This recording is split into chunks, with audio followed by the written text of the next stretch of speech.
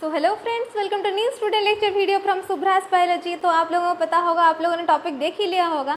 आज हम गाइस बात करने वाले हैं सीमेन एनालिसिस के ऊपर। जैसे कि यूरिन को एनालाइज किया जाता है गाइस, उसी तरह सीमेन भी एक इंपॉर्टेंट सैंपल है, स्पेसिमेन है, जो कि एनालिसिस किया जाता है, उसका भी बहुत ही इंपॉर्टेंस है। तो गाइस इस वीडियो लेक्चर में आज हम लोग बात करने वाले हैं what is semen, what is sperm cells, what is vasectomy, and why it is important to analyze the semen sample, how we should collect the semen sample, and motility of the sperm cells, how we can test that, and the abnormalities in the sperm cells. So in this video lecture guys, we are going to discuss about all of these things. So guys, if you are new to my channel then subscribe to my channel and don't forget to hit that like button, ठीक है। तो फिर चलिए चलते हैं, आज का जो सेशन है स्टार्ट करते हैं।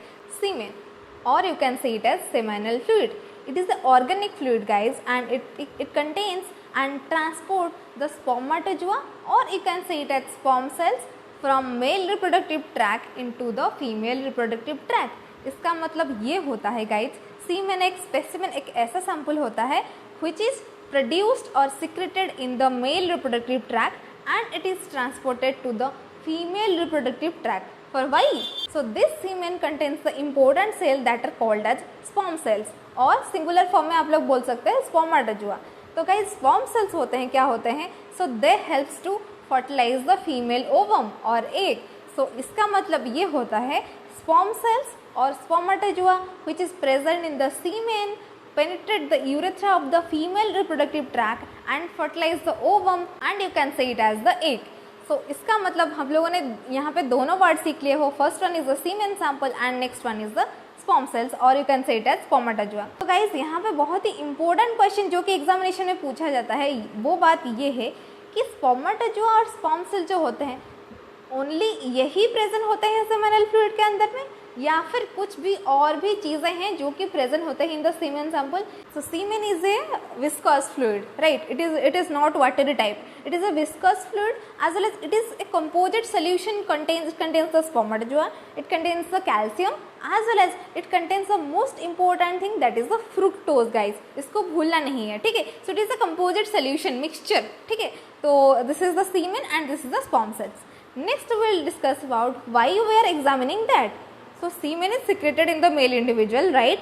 And the sperm cell helps to reproduce the or fertilize the female ovum. So why it is important, very much necessary for someone to check the semen sample. कि यहाँ पे मैं आप लोगों को 3 इंपॉर्टेंट रीज़न बताऊंगी कि आप लोगों को सीमेन अपना एनालिसिस क्यों करना चाहिए।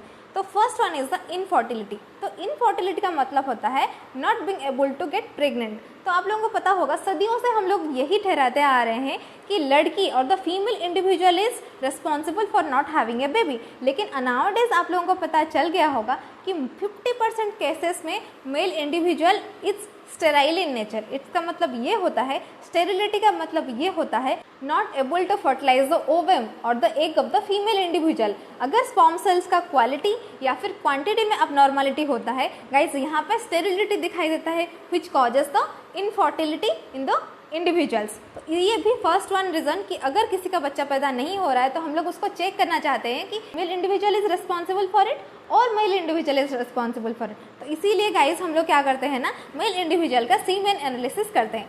नेक्स्ट होता है सस्पेक्टेड रेप केसेस में। सो that is the guys most important thing. Guys nowadays आप लोगों को पता होगा रेप केसेस जो होते हैं वो बहुत सारे बढ़ गए हैं। तो रेप केसेस में क्या होता है ना, by examining the vaginal secretions और clothing stains in the female individual which contains the semen sample we examine that. और यहाँ पे आप लोगों के मन में ये सवाल आ रहा होगा कि the semen sample which is present in the clothings of the female individual, उसको लेके हम लोग एक पर्सन को आइडेंटिफाई कैसे कर पाते हैं?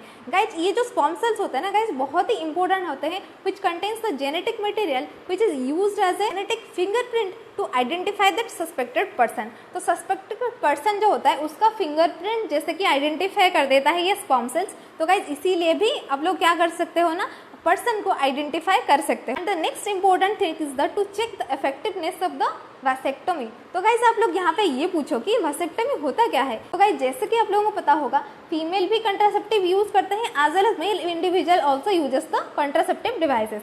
लेकिन यहाँ पे अगर परमानेंट कंट्रासेप्शन की बात आती है तो मेल इंडिविजुअल में एक सर्जिकल प्रोसीजर किया जाता है, so that is called as vasectomy. तो वासेक्टमी एक सर्जिकल प्रोसीजर है जिसके अंदर में आप लोगों का किया गया जाता है। तो वासा डिफरेंसिया जो होता है उसको कट किया जाता है, उसको टाई किया जाता है, उसके बाद उसको सील कर दिया जाता है, so that to prevent the entering of the sperm cells into the female urethra, so that it cannot penetrate into the female urethra and after that sexual intercourse। तो ये एक परमानेंट कंट्रासेप्शन है जो कि मेल इंडिविजुअल में किया जाता है। तो ये करने के बाद आप लोग उसको चेक किया जाता है सीमेन एनालिसिस करके कि सीमेन में आप लोगों का स्पर्म सेल्स प्रेजेंट है या फिर नहीं है। अगर सीमेन के अंदर में आप लोगों का स्पर्म सेल्स प्रेजेंट हो जाते हैं, इसका मतलब वासेक्टमी में कुछ प्रॉब्लम हुआ है, उसको चेक करने के लिए ये सारे प्रोसीजर किया जाता है। सो यहाँ पे 3 इंपॉर्टेंट चीज़ें मैं बता चुकी हूँ। First one is to check the infertility, next is to check identify the suspected person in rape cases, and the third one is to check the effectiveness of the vasectomy. तो guys आप लोगों ने देख लिया कि semen analysis करना बहुत ही important हो गया है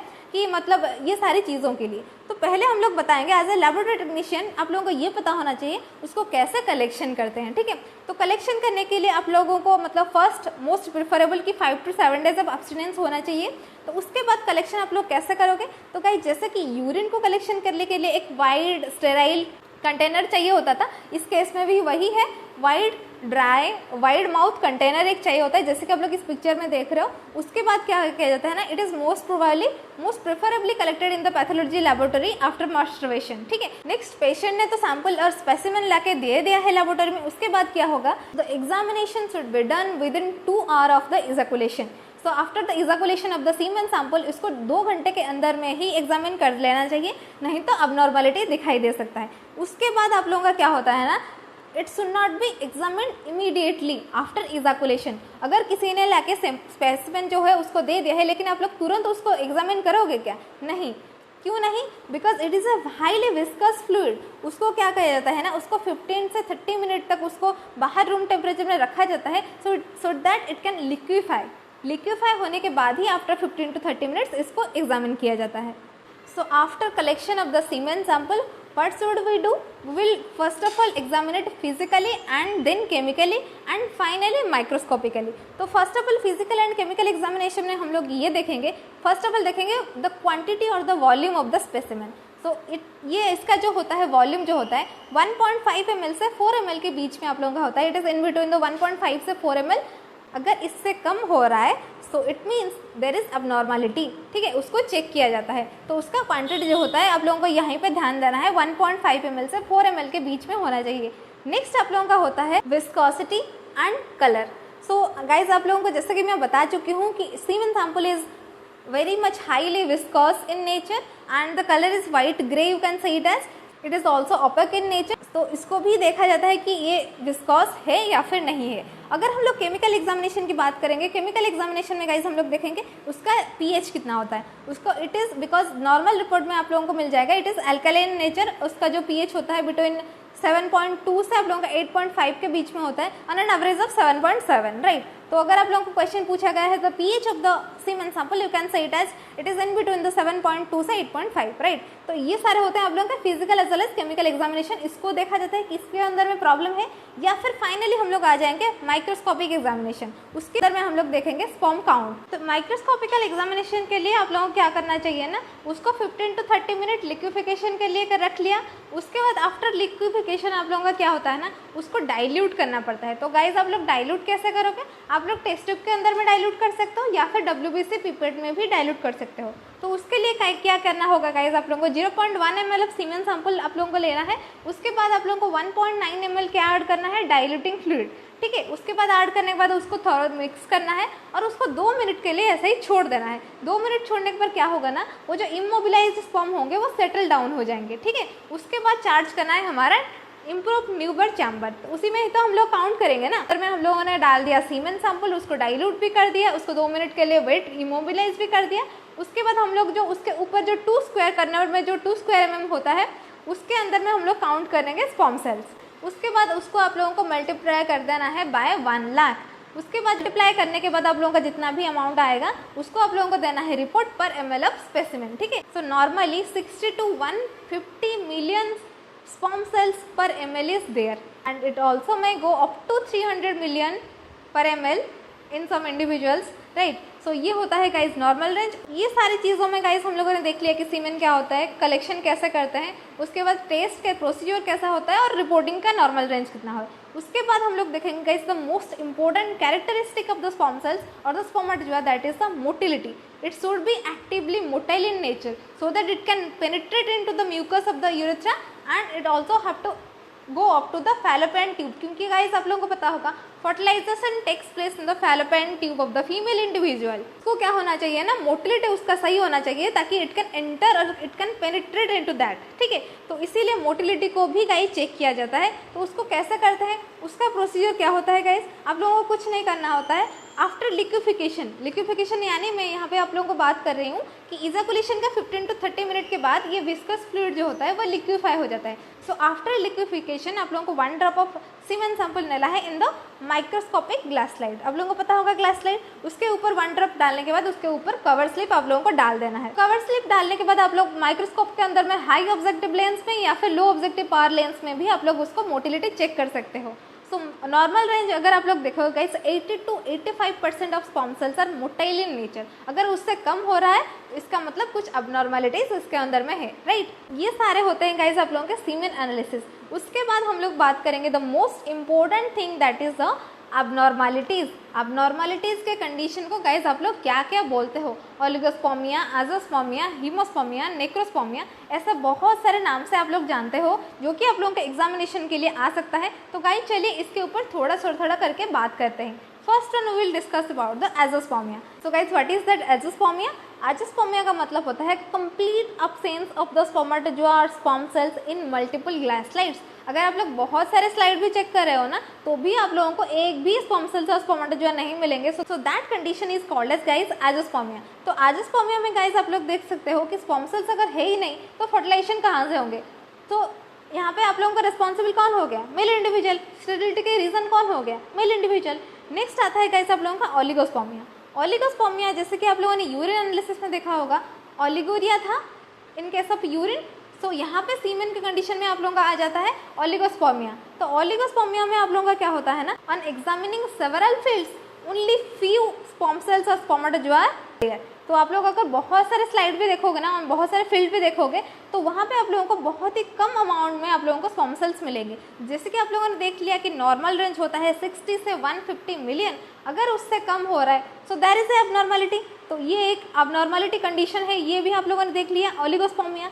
नेक्स्ट आता है गाइस आप लोगों का नेक्रोस्पर्मिया। नेक्रोस्पर्मिया गाइस ऐसा कंडीशन होता है where there is plenty of spermatozoa और स्पर्म सेल्स। तो आप लोग अभी ये पूछोगे अगर बहुत सारे plenty of sperm cells are there so why there is sterility, why there is infertility. तो इसका कारण ये होता है गाइस, क्या होता है, प्लेंटी ऑफ स्पर्मेटोजोआ होने के बावजूद भी they are non motile in nature. तो अगर ये मोटाइल ही नहीं है so how will they penetrate into the female ovum, right. तो इसके लिए आप लोगों को क्या किया जाता है ना, ये भी एक अबनॉर्मलिटी कंडीशन है in the male individual, that is called as necrospermia. And finally आप लोगों को आता है हीमोस्पर्मिया। जैसे कि हीमोग्लोबिन हो गया तो वहाँ पे आप लोग मतलब आप लोगों के दिमाग में ये आ रहा होगा कि ब्लड सेल्स यानी आरबीसी। तो गाइस हाँ, हीमोस्पर्मिया के अंदर में आप लोगों के स्पर्म सेल के साथ साथ अगर आप लोगों का आरबीसी या फिर पस सेल्स यानी डेड डब्ल्यूबीसी अगर आते हैं so that condition is called as guys haemospermia. तो आप लोग पूछोगे ये हीमोस्पर्मिया कौन से कंडीशन में होते हैं गाइस। अगर आप लोगों का सीवियर गोनोकोकल इन्फेक्शन हो गया, गोनोकोकस कॉज्ड बाय नीजरिया गोनोरी जो कि आप लोगों ने माइक्रोबायोलॉजी में पढ़ा होगा। उसके बाद ट्यूबरकुलस इन्फेक्शन यानी which is caused by Mycobacterium tuberculosis. इस इन्फेक्शन के अंदर में आप लोगों का क्या होता है ना, हीमोस्पर्मिया दिखाई देता है। इसका मतलब होता है कि सीमेन सैंपल के साथ साथ आप लोगों का red blood cells as well as pus cell भी दिखाई देते हैं। So these are the abnormality conditions, right? Next we'll move into the sperm morphology। तो sperm का morphology होता है वो कैसा होता है, उसका structure जो होता है उसका क्या होता है और उसके abnormalities sperm cells में क्या क्या दिखाई देते हैं। ये तो हम लोगों ने बात कर लिया सीमेन सैंपल के अगर आप लोगों का प्रॉब्लम दिखाई देंगे तो, लेकिन sperm के morphology के कारण भी आप लोगों को बहुत सारे abnormality दिखाई देता है। तो चलिए उसके बारे में बात करते हैं। तो एक नॉर्मल स्पोमाटा जो होता है या फिर जो स्पर्म सेल्स होता है, its length is 50 to 70 mm in nature with a large head and a small neck and having slender tail and the tail comprise of the 90% of the whole body। तो आप लोग देख सकते हो picture, जैसे कि स्पर्म सेल जो होते हैं उसका हेड देख सकते हो, उसका neck region and it has a slender tail. तो इसके अंदर में आप लोग गाइस हम लोग देखेंगे अबनॉर्मलिटी उसके मॉर्फोलॉजी में क्या क्या हो सकते हैं। तो मेल स्टेरिलिटी के कारण यही तो होता है, the quality and quantity of the sperm sales. ये अगर कम ज़्यादा हो रहा है, अबनॉर्मलिटी दिखाई दे रहा है, तो ही तो स्टेरिलिटी आती है ना। तो ये sperm morphology is very very much important guys. आप लोगों को पिक्चर भी कभी कभी कहीं पे भी एग्जामिनेशन में मिल जाएगा, उसका पार्ट्स दिखाने के लिए मिल जाएगा, हेड टेल पार्ट, ये सब सारे भी एग्जामिनेशन में पूछे जा सकते हैं। तो अबनॉर्मलिटी से एक स्पर्म के अंदर में, मॉर्फोलॉजी के अंदर में क्या क्या होता है, जैसे कि abnormally shaped heads, abnormally sized heads, for example giants and minute, and it also has the double heads, middle piece of neck is absent। इसका मतलब है नेक जो होता है वो अगर एब्सेंट हो गया है, अगर हेड जो होता है वो डबल हो गया है, या फिर टेल में भी डबल, ऐसा होता है ना। ऐसा कभी कभी कंडीशन में क्या होता है ना, जो स्पर्म सेल्स होते हैं उसका टेल जो होता है डबल होता है, कि वह कर्ल्ड हो जाएगा या फिर रूडिमेंटरी और एब्सेंट भी हो जाएगा। तो इस कंडीशन में it can not fertilise the ovum, ठीक है। और उसके बाद ये जो स्पर्म मॉर्फोलॉजी के साथ साथ सीमेन सैंपल में अगर अदर जैसे कि रेड सेल्स, पस सेल्स, एपिथेलियल सेल्स, और जैसे कि जेनेटल और स्क्वामस एपिथेलियम का हो गया, या फिर सटोली सेल्स। तो सटोली सेल्स का क्या होता है, सटोली सेल्स यानी it helps in the spermatogenesis, ठीक है। स्पर्म सेल्स प्रोडक्शन होने में सटोली सेल्स हेल्प करता है। एंड उसके बाद अगर बैक्टीरिया, फंगस, प्रोटोजोआ, तो गाइस ऐसे स्ट्रक्चर अगर आप लोगों का अंदर में सीमेन के अंदर में आता है, so that is also abnormal in nature. तो गाइस ये सारे गाइस आप लोगों ने देख लिया कि सीमेन एनालिसिस में हम लोग क्या क्या देखते हैं, अबनॉर्मलिटीज क्या क्या होता है, and why we are analysing the semen sample. तो चलिए गाइस देखते हैं कि नॉर्मली आप लोग, अगर आप लोग नॉर्मल इंडिविजुअल हो, जनरल इंडिविजुअल, तो आप लोग कैसे समझोगे आप लोगों का सीमेन एनालिसिस का रिपोर्ट को, नॉर्मल रेंज उसका क्या क्या होता है। चलिए गाइस उसके ऊपर थोड़ा नजर डालते हैं। जैसे कि फिजिकल एग्जामिनेशन में होता है, पहला तो हम लोग देखेंगे उसका क्वांटिटी और वॉल्यूम जो होता है। तो ये होता है क्या, 1.5 से आप लोगों का 4 ml के बीच में रहना चाहिए। अगर लेस देन 1.5 ml हो रहा है, so that is abnormal condition. तो उसको भी देखना है। उसके बाद आप लोगों का लिक्विफिकेशन भी देखना है कि इट इज़, जैसे कि आप लोगों को पता होगा इजाकुलेशन के टाइम पे it is highly viscous in nature, after 15 to 30 minutes it liquefy. अगर इस टाइम के दौरान उसका लिक्विफिकेशन नहीं हो रहा है, so it is also abnormal condition. अगर 15 से 30 मिनट के अंदर में आप लोगों का लिक्विफिकेशन हो जाता है, सो दैट इज़ नॉर्मल, ठीक है। उसके बाद हम लोग देखेंगे उसका रिएक्शन, इट इज़ अल्कलाइन होना चाहिए, 7.2 से 8.5 का pH उसका होना चाहिए। और स्पर्म काउंट, ये भी आप लोगों का 60 मिलियन से आप लोगों का 150 मिलियन तक पर ml भी होना चाहिए। इसके अगर कम ज़्यादा हो रहा है तो भी अब प्रॉब्लम है। नेक्स्ट होता है मोटिलिटी स्टडी। एक जैसे कि आप लोग बॉक्स देख पा रहे हो, तो कितने घंटे के इजाकुलेशन के बाद आप लोगों का कितना परसेंटेज आप लोगों का मोटिलिटी रहना चाहिए। सो परसेंटेज ऑफ मोटिलिटी अगर आप लोगों का 1 घंटे के बाद आप लोग देख रहे हो इजाकुलेशन, तो 80 से 85% of the sperm sales will be motile in nature. उसके बाद अगर आप लोग 4 घंटे के बाद एग्जामिन करते हो, परसेंटेज ऑफ मोटिलिटी देखते हो, तो एटलीस्ट 75 से 80% आप लोगों का स्पर्म सेल्स मोटाइल होने चाहिए। अगर आप लोग 8 घंटे के बाद देखते हो, तो 60 to 70 स्पर्म सेल्स आप लोगों का मोटाइल होना चाहिए। So this is good condition. Next होता है आप लोगों का क्या होता है ना, मॉर्फोलॉजी ऑफ स्पर्म्स। तो मॉर्फोलॉजिकली नॉर्मली आप लोगों का 85 से 90% के बीच में आप लोगों का, जैसा कि मैंने बताया, हेड, नेक, टेल, ये सब वगैरह होना चाहिए।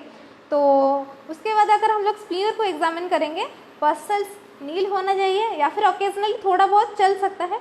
स्क्वामस सेल्स भी ओकेजनली हो सकता है, एपिथेलियल सेल्स होते हैं ये भी थोड़ा ओकेजनली हो सकता है। नेक्स्ट होता है सर्टोली सेल्स, तो ये भी ओकेजनली आप लोगों का थोड़ा थोड़ा प्रेजेंट होता है। So that is normally. तो गाइस ये रह गया आप लोगों का पूरा सीमेन एनालिसिस। स्टार्टिंग सीमेन से लेकर मैंने बात कर लिया सर्टोली सेल्स तक। गाइस जितना मेरे से हो पाया उतना एग्जामिनेशन के लिए इंपॉर्टेंट चीज़ें मैंने आप लोगों को आज इस वीडियो के लेक्चर में आप लोगों को बता चुकी हूँ। अगर आप लोगों को वीडियो अच्छा लगा तो वीडियो को लाइक करके बिल्कुल जाइएगा। तो ऐसा ही वीडियो लेक्चर के लिए आप लोग मेरे चैनल को सब्सक्राइब भी कर सकते हो, और फिर अगर कोई डाउट होता है आप लोग मुझे कमेंट भी कर सकते हो, मुझे इंस्पायर भी कर सकते हो, या फिर आप लोग मुझे इंस्टाग्राम पर फॉलो भी कर सकते हो। My Instagram ID is there in the description. फिर चलिए मिलते हैं इन द नेक्स्ट वीडियो। तब तक के लिए इस वीडियो को अच्छे से देखते रहिए। Thank you.